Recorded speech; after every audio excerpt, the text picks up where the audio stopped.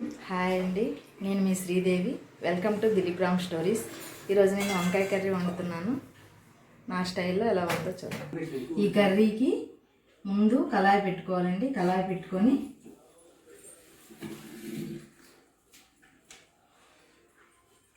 వంకాయ ముక్కలు వేసుకోవాలండి. ఈ కర్రీ అమ్మమ్మలు నానమ్మలు వండే కర్రీ అండి. అప్పుడు అందరూ కూడా కలుపుకొనే వండుకుండేవారు కదండి, పోపు పెట్టుకుండేవారు కాదు కదండి.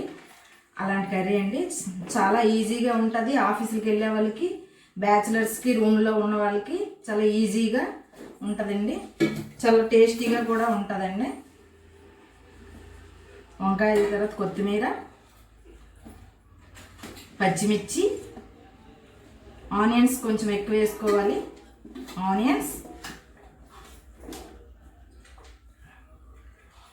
టమాటాలు,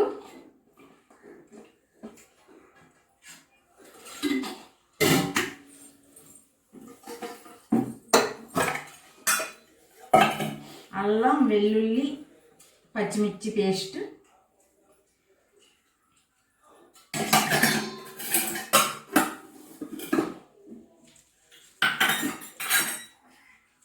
పోపు పెట్టాం కదా, జీరా వేసుకోవాలండి. కొంచెం మసాలా,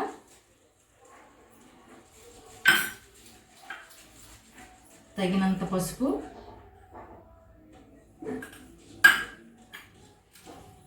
తగినంత ఉప్పు,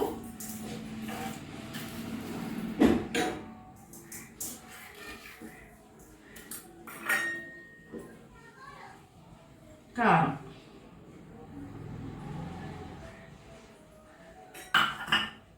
ఇందులో ఆయిల్ వేసుకొని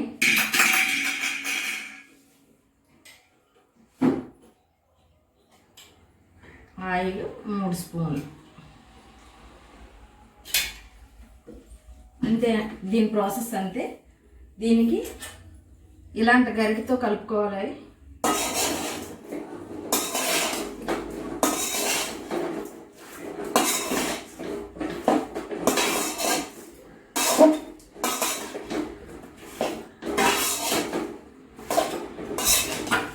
పూర్వం చికెను, చేపల పులుసు, మటను ఇలాగే వండేవారు.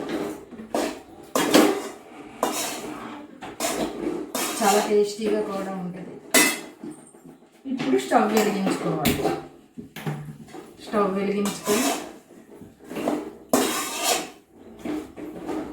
కళాయి హీట్ ఎక్కే వరకు పెద్ద మంట మీద ఉంచుకొని తర్వాత చిన్న మంట సిమ్లో పెట్టేసుకోవాలి.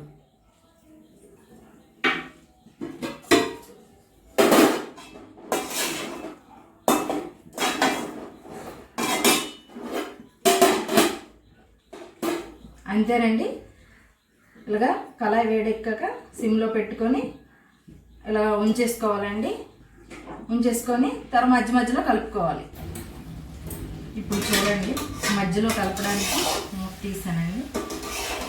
కర్రీ ఇలాగా నీట్గా వేసుకుందండి సిమ్లో. వంకాయ కర్రీ తిన్న వాళ్ళు కూడా చాలా బాగా తింటారండి. చాలా టేస్టీగా కూడా ఉంటుంది. స్మెల్ కూడా నాన్ వెజ్ స్మెల్ వస్తుందండి. మళ్ళీ మూత పెట్టాలి. కర్రీ కంప్లీట్ అయిపోయింది.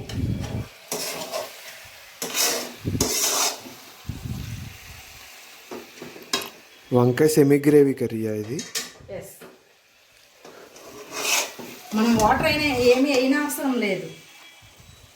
అలా సిమ్లో పెట్టి ఫ్రై అయ్యి కర్రీ కంప్లీట్.